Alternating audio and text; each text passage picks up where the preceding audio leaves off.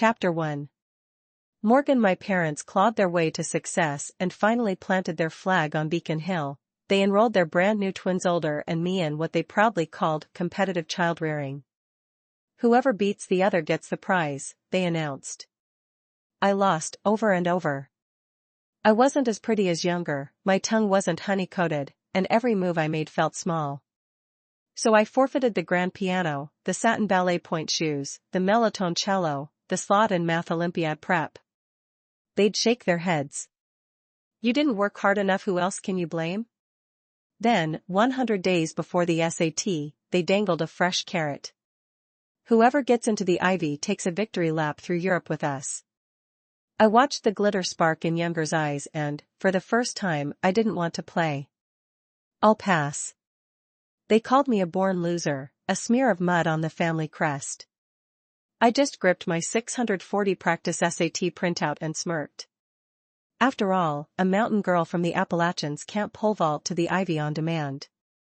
But Morgan is nobody's mud. 1. The second my voice crackled through the phone, their faces crashed. Morgan. You won't even try? You just sit there waiting for charity, happy to stay garbage? I looked straight at the screen. I'm rejecting the deal because the contest is rigged. No, there was more. When they'd moved back to Beacon, they packed only 3 things: twin Younger, Younger's rag doll, and Younger's birth certificate. They dumped me on Mabel with a shrug. Your sister's sickly, we've only got so much energy. You're the older, be good. We'll fetch you once she's better. I waited 15 years. I turned 18 still waiting. Every childhood milestone was settled over video chat. The year we turned 5, Eleanor bought a sleek black grand piano. Whoever can teach herself a song gets the piano and lessons, she chirped. I stared at the photo, eyes blazing. That month I shadowed the old man in our holler who owned a chipped electronic keyboard, begging for tips. On contest day I borrowed his keyboard and nailed a soft folk tune. Younger perched on the actual grand and rippled through a tricky sonatina. The moment the last note fell, Eleanor's face lit like sunrise. She scooped Younger up, smothering her in kisses. Our baby genius. Absolutely born for this. On my side of the screen I twisted my t-shirt hem. Mom, what about me? She sighed, already bored. Amateur hour. Same self-taught excuse, so why are you miles behind? You blew the piano and the lessons, blame yourself. Anyway, I'll call next week. I'd figured losers still got hugs. Little Daisy next door lost the spelling bee and her mama stroked her hair. Next time, sweetheart, you've got this. I waited for 5 kind words. The line clicked dead. I sat in Mabel's yard, tears striping my cheeks, while the old man beamed, clueless. Bet your folks are over the moon. If you were my grandkid I'd brag down at the diner for a month. I shook my head and sobbed until my newborn pride washed away in the dust. I never touched a keyboard again. Years later I learned that while I was begging strangers for tips, Younger had already netted the retired virtuoso living in the penthouse of their mansion. The ballet shoes, the cello, the math Olympiad seat, every trophy slipped through my fingers the same way. While I studied YouTube until my toes bled purple, until my wrists froze, until equations blurred, Younger simply whistled and some hidden door swung open. Different playgrounds, different rules. My defeat was baked in from the start. 2. Unfair? The SAT is the great equalizer, everyone gets the same bubbles. Only you whine it's rigged. I've hurled the chance at your feet and you still lie there rotting. Stay stinky if you want. Each razor sentence sliced another strip off my heart, words jammed in my throat like broken glass. They'd never see that the exam sheets aren't the same back home, that Appalachia kids climb a steeper mountain. Somewhere along the way I became terrified of losing. Younger's Instagram glows like a jewelry counter, tulle dresses, flawless contour, cultured friends, passports thick with stamps. At 2 a.m. I torture myself rewatching her concert clips, her debate trophies, her effortless poise while I sit hollow-eyed in a hand-me-down hoodie. The more I scroll, the deeper I sink into the hole that says I'm nothing. Self-loathing is a bottomless pit, I fall without a sound. Younger giggles beside me. Older, finally growing a brain? Scared makes sense, history repeats itself, right? Eleanor ends the call with a snap.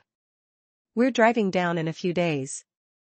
Wipe that loser look off your face before we arrive. I glanced around Mabel's cracked mirror, ramshackle cabin, sweater washed thin since middle school, eyes sunk from cramming by candlelight. My pencil hovered, trembling, above the exam sheet. They rolled up right on schedule. Younger wrinkled her nose at the outhouse and whined about the cell signal. Dad. Mom. How long? I've got regionals, let's bolt.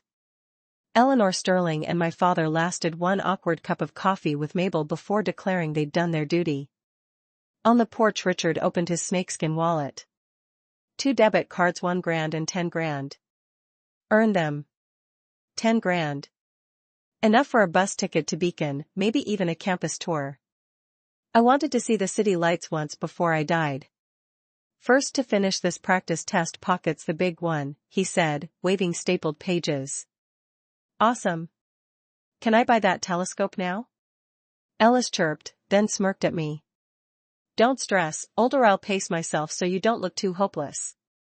I scanned the packet, middle school level fluff. After Appalachia boot camp it was child's play. Save your pity, I am fine. Younger snorted. Pride goeth, sis. Ready, go. I shredded the multiple choice in minutes. Tick, tick, my pencil flew. I capped it, blinking back hot tears, and glanced over my shoulder. Younger was still gnawing her eraser, brow knitted, sunlight glinting off her perfect manicure. I won. I beat Ellis for the first time ever. Trembling, I carried my finished exam sheet straight to Eleanor Sterling and my father. Mom, Dad, I finished the whole thing. Ellis sprang up the second she heard me. Impossible. I'm only on the back page. They took the sheet, eyeing me with suspicion. How could you possibly be done already? Ellis skimmed my answers, then folded her arms, voice sharp with outrage. Mom, Dad. I just saw Older sneak her phone out and photograph the key.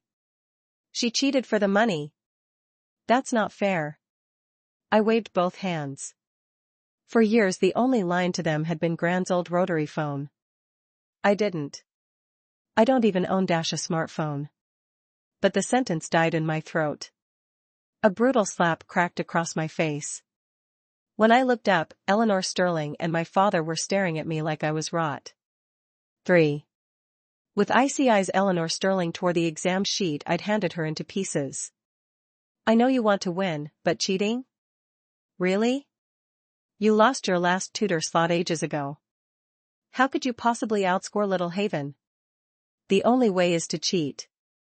The last time had been 3rd grade. One single defeat had cost me every tutoring chance for the next 10+ years. I stared at the shredded scraps littering the floor and felt hollow. Ellis nodded. Sis, I only eased up because your basics are so shaky, yet you abandoned morals and copied. Disgusting. Eleanor Sterling and my father nodded and placed the 10 grand debit card in front of Younger. Haven wins again this year, well done. Ellis clutched the card, dove into their arms. I knew you loved me most. They glared at me. Since you cheated, you forfeit the 10 grand. Haven, here's another 10 grand card punishment for Older's dishonesty.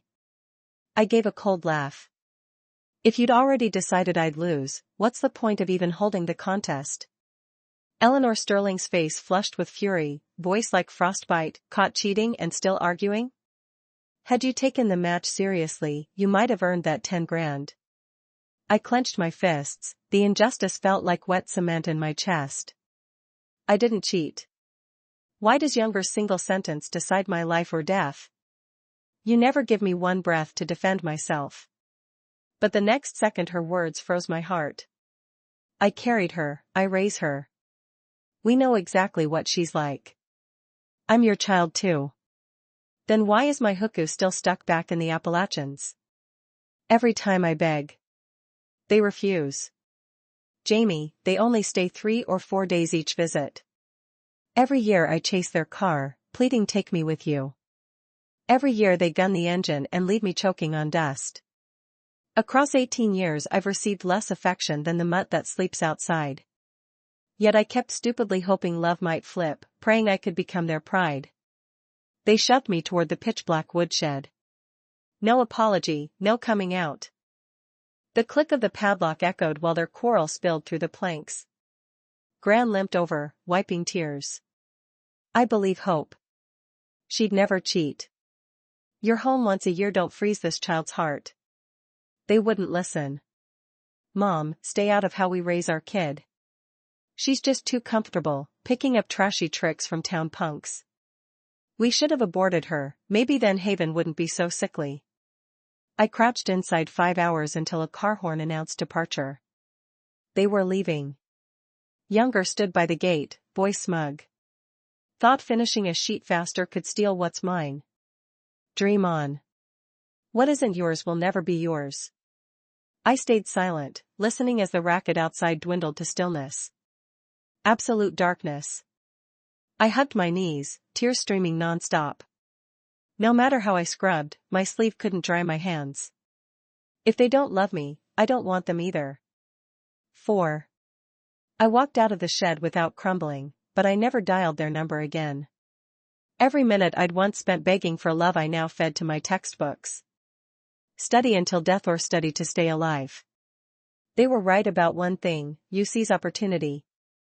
So I rose at 4 to drill vocabulary and formulas, wolfing meals, showers, bathroom breaks in under 5 minutes each. First mock, statewide rank 500. Second and third mocks, skyrocketing. Teachers flagged me as a specimen worth watching. I swallowed exhaustion, numbing myself day after grinding day. When I spotted their Instagram posts, I only shrugged. Videos showed Younger snacking on fruit, flashing victory signs. SAT around the corner, her feed stayed a blur of clubs, awards, parties. Once those images gutted me, now they barely pricked. I blocked them all and flipped to the next problem set. This path belonged to me alone, no one else could walk it. Different starting line? Fine. I'd hit reset and respawn. The grind rolled right up to eve of SAT when principal rang nonstop. Hope, vicious rumors about you are online, don't look. Test is in 2 days, keep your head. Still, I saw everything on Auntie's phone. Ellis's leaked clips, more than one, each with a different man. My battered flip phone buzzed in my pocket. I reached to check it, then a palm exploded against my cheek. Eleanor Sterling and my father stood over me, Younger sobbed theatrically. Morgan, you buried our faces in filth. They bared teeth like rabid dogs, ready to rip me apart. Younger hiccuped between sobs, cheeks streaked. Older. Your sleazy life is viral. I can't show up at school, everyone thinks that's me in the clips. Are you trying to wreck me? Watching her lie without blinking, I barked a laugh. I spit the coppery taste from my mouth. If it isn't you, why hide? Guilty conscience? My question rattled her for a heartbeat. Then they shielded her, sizing me up like a plague rat. Enough. You shamed us, now you play victim? Announce the girl in the clips is you. You're already ruined, we won't let you taint Younger. Injustice flooded me, I stared, searching their eyes for anything except loathing and found none. I told you, what I haven't done, I'll never claim. They scowled, Eleanor Sterling's hand flew again. I didn't block. Hit me once you're done, we're square. Waste of breath, talking to a cur. SATs tomorrow, no point letting you sit for it. My father nodded. I've arranged a spot at a top disciplinary academy. They'll return me an obedient daughter. My eyes bulged. No, you can't. 5-inch Gran. Gran, help me. I screamed toward the house, only silence answered. Eleanor gave a cold snort. I already knew you'd cry for help. I packed Mabel off on a sightseeing bus. The black van comes the day after tomorrow. Behave yourself these 2 days. They pinned me so hard I couldn't move. I thrashed, scratched, bit, still couldn't break free. In the end I collapsed on the floor, wheezing, pain seeping into my bones. These were the people closest to me in blood, yet they shoved me toward the abyss. Every window and door in the house had been sealed. The place was pitch black when Ellis walked in. You know, when I got well, they wanted to bring you back. But bringing you back meant I'd lose my only child spotlight. So I played sick, played fragile, splashed every kind of dirt on you until they decided the trouble outweighed the gain. This time the leaked clip slipped past me. As older, shouldn't you carry the blame for your younger? Right, I'd always been younger's foil. She's Haven, I'm Hope. The wish for her safety came true. A winner's curve lifted her mouth as she ground her heel into my right wrist. I hissed in pain and tried to jerk away, but she bore down harder, bent on destroying me. You think the SAT can rewrite your fate? I won't give you the chance. After she left, Eleanor and Richard stepped in. Do you have any idea how much you've cost us? If you're going to disgrace us, at least have the sense to hide it instead of plastering it everywhere. I knew even if I proclaimed my innocence 100 times they'd swear I was lying through my teeth. Seeing everything Younger owned and how they looked right through me, I finally tore the veil off. In 18 years have either of you cared enough to speak 10 sentences to me? If you're going to stay hands off, then keep your hands off to the end. That whole competition breeds excellence line is just an excuse for favoritism. They chose silence. Behave yourself in there. If you still can't reform, we'll disown you. At those words I burst into laughter, hoarse but rock steady. Forget it. If you don't want to claim me, so be it. More than Younger, it was those two who cut me deepest. As they turned away they heard me say, if I had the choice, I wouldn't want to be your daughter either. The whole day blurred. I knew I was burning up, eyelids too heavy to open. Then glass shattered, a lance of light stabbing my eyes. It was Principal Morgan. Chapter 2. 6. I woke in a hospital bed. My right hand was medicated and cool. Her eyes damp, Principal ruffled my hair, voice still shaky. Thank heaven your grandmother called, she couldn't stand the thought of you home alone. Thank heaven, I went. I tugged at the corner of my mouth and burrowed into her arms. Principal had lost her husband and child in a crash. Back in Jamie, when Mabel was too busy to watch me, I'd show up at school grimy. Principal would wipe my face and buy me new clothes out of her own pocket. She told me I was a left-behind child. That was the first time I understood the term. I didn't understand why Younger wasn't one, why only I was. Thinking that, my eyes dimmed. There. Everyone who matters believes in you, so stop dwelling on it. 5 or 6 classmates filed in. Let's see if our class brain is crying nope, good girl. Don't let online garbage mess with your head. The SATs tomorrow, go blow their doors off. They ringed my bed and wrapped me in warm hugs. Afraid I'd bolt, Eleanor and Richard had taken the household register and every ID. Thanks to the school pulling strings, I now held a temporary identity slip. Staring at that sheet, I started crying again. Fever muddled, I'd thought my life was over. The moment Principal shoved that door open, another sort of birth began. On test day she waited outside in a purple cheaphow. Go get 'em, kids, may the flag of victory rise. I dragged my heavy legs into the hall. The bell rang to start, the bell rang to finish. I flexed my aching, swollen wrist, smiled at the exam sheet, and thought. It's all right. I was amazing. Wasn't I? When Mabel returned from her tour and heard the whole story, she unloaded over the phone. Have you lost your minds? You nearly ruined her. Say she's worthless? Idiots. I raised her, I know. Don't come crying when she cuts you off. After the stunt you've pulled, she has every right. She hung up fuming and hugged me. It'll get better, baby. Everything will. With money I'd saved I bought myself a phone. Sure enough, messages from Eleanor and Richard popped up. Their Instagram feed showed them seeing Younger into her exam center, so heartwarming to outsiders. Me, for the first time I didn't feel a stab of sorrow. I blocked their numbers and tapped open a class group chat. I smiled faintly. Alex.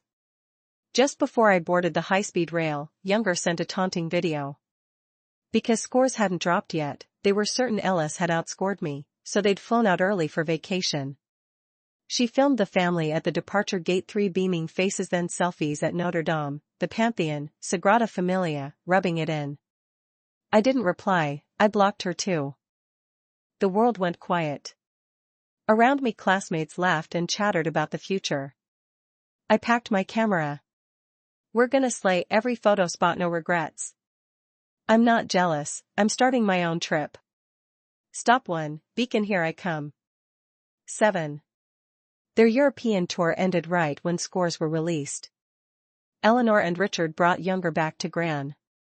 Mom, good news, Haven scored 560. With her talent points she can get into a solid school. We're planning 50 tables for a graduation gala here, honor for the whole family. Mabel gave an O, uninterested. Congrats. But my patch of yard's too small for 50 tables. Seeing they'd get no traction, they turned to me. Since you sat the test too, we'll lower the bar 400 points, at least. I glanced away, voice flat. My score is blocked, the page shows nothing. A snicker cut the silence. Mom, Dad, I heard scores under 200 don't display, looks like older bombed. They nodded, sighing. Forget it. We never expected much from you anyway. Luckily the leaked clip's mess is contained. Listen, Morgan, if you ever fool around with boys again, don't blame us for cutting you off. Without a word I pulled out a document I'd drafted and handed it over. They stared, finally realizing the paper was a formal declaration of emancipation. Mom's voice shook, dizzy with rage. Disown us? We haven't even settled the filth you pulled, and you dare cut us off? Fine, have it your way.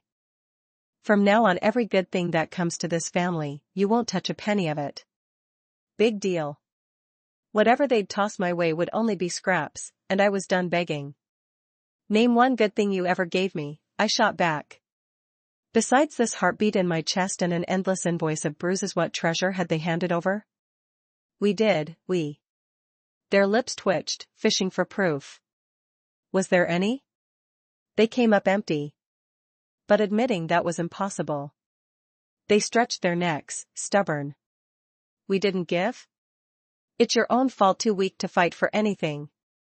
Right. Blame me for not groveling hard enough. Ellis added fuel from the sidelines. Mom, Dad, older's just spoiled rotten. Sign it. If she messes up later, we wave this paper for the world to see. They actually considered it. To them, Morgan had always been something disposable. Then let's grant your wish, Dad growled. They picked up the pens and scratched their names across the bottom. I exhaled for the first time in years, folding the sheet like fragile glass, the boulder in my chest suddenly rubble. At that instant Principal sprinted through the doorway. She didn't speak, she just crushed me in a jubilant hug. Tears shimmered in her eyes, pure heartbreak and pride. 21st in the state, you impossible little brat. 8. The first disbelieving gasp came from younger Ellis. You're kidding. How could she place 21st in the state? After all, her own score was pretty good, but good shrinks to nothing beside 21st. Mom and Dad piled on right after. Exactly. Morgan's grades are garbage. Last exam she cheated. Today isn't April Fool's, Principal. Principal stepped forward like a mother wolf. Who are you to question me? We're her parents. We know every screw-up she owns. Younger flicked more sparks. Older, hiring an actress to stroke your ego won't raise your real score. Learning these two actually spawned me. Principal planted her hands on her hips. Parents? I've seen pond scum more nurturing. You locked her in, ready to ship her to that hellhole you call a school, stole her ID and ticket so she couldn't sit the SAT. Do you even know what that place does to kids? And when the internet trashed her, you sentenced her without hearing one honest fact. Every rainy afternoon she trekked home in an oversized slicker. Did you ever show up for a single conference? When fever cooked her at night, where were you? Mom and Dad stood mute, cheeks flaming. At last Dad managed, enough, Morgan. Bad score, just own it. You think we'd murder you for it? Stop lying. Hopeless, Mom muttered. Principal shook her head, laced her fingers through mine, and towed me toward the door. Over her shoulder she hollered, Auntie, I'm stealing little Hope for a grad party with her friends. Gran barked a laugh. 'Bout time go. Mom and Dad watched me leave, still half doubting every word Principal had hurled. Then their phones erupted. Dad answered. Morgan? Yes, I'm her father. Harvard admissions. Taylor. Mom's cell trilled the same second. Yale admissions? Then Vanderbilt, MIT, Duke, Vanderbilt again, Brown, each recruiter verifying the miracle they'd just seen on the state roster. They hung up dazed, finally swallowing the impossible truth. Morgan, 21st in the state. 9. Younger's face strained. Mom, Dad, she could hire one actress. What's stopping her from hiring a dozen? They nodded, yet slyly ran checks. The numbers were real. Gran herded them into a spare room, dragged a dust-furry box from beneath the bed. Inside lay every certificate I'd ever won only through middle school. After that I'd refused to bring them home. Hope always drove herself, stubborn as mule, Gran said. When she lost, she'd hide and cry. Later I figured she was killing herself for one thing, to make you proud. Not once did you say well done. Not once. Mom and Dad's eyes clouded. But Haven told you us. Gran cut them off. Told you what? That she's rotten? That every bone in her is trash? Both are my granddaughters. I can't balance love perfectly, but you chose your favorite, now I choose mine. They held those yellowing certificates, tasting something bitter. Yet off flashed quick. We produced a kid Ivy School's fight over amazing. Gran splashed cold water. Deal's not sealed. That girl's pride is iron. She tossed Mom a challenge. Don't you have nanny cam discs? Maybe they'll remind you who did what. Outside the room Ellis sensed the shift. Mom, Dad, what did Gran say? They studied their poised, butter wouldn't melt daughter, then the memory of Gran's words. Haven, answer straight. Those leaked clips, was it really your older? Tell the truth. Of course Ellis denied, nodding with cherubic conviction. It was older. Before the last syllable left her mouth Mom's palm cracked across her cheek. She clutched her flaming face, stunned. Mom's voice cracked with disappointment. We know exactly what you did. No? Her mind whirled, panic clawing. Still she tried, soft and pleading. Mom, I don't know what you mean. Mom shoved a phone at her. On the screen glowed night vision footage inside my bedroom, every vicious frame. Ellis pinning my wrist, face twisted with venom. You selfish brat. We fed you the best schools, the best teachers, and you still tried to annihilate your older. Younger's answer came cold.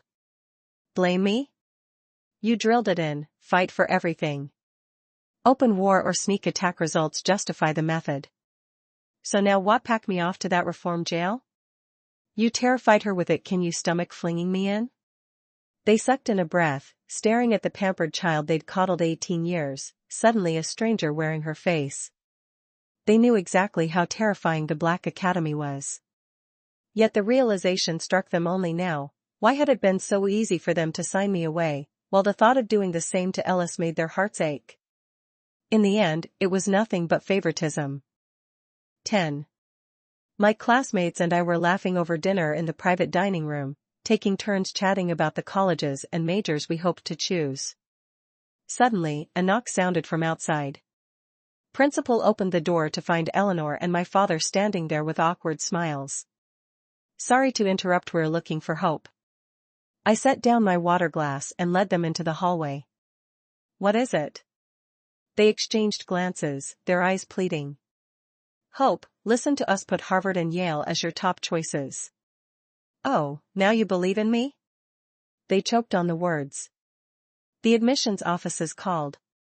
Picking a college is a big decision. As your parents, we have a duty to help you look it over. Harvard and Yale are close to home. You can live here and commute. The corner of my mouth twitched, the idea was laughable. My household registration is in the Appalachians. Beacon Hil is huge, but it's never held a home for me. They flushed, stammering. What kind of talk is that?